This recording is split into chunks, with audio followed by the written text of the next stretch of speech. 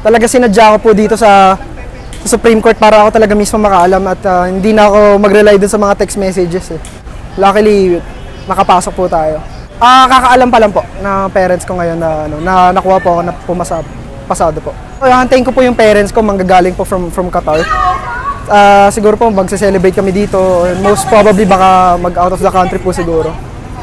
Siguro magsasalo-salo lang kami pamilya. Tapos magpapasalamat, sisimba. Ayun po. Simple lang. Wala namang kaming ini-intend na malaking celebration. De La Salle pa. Actually, pioneer batch po kami.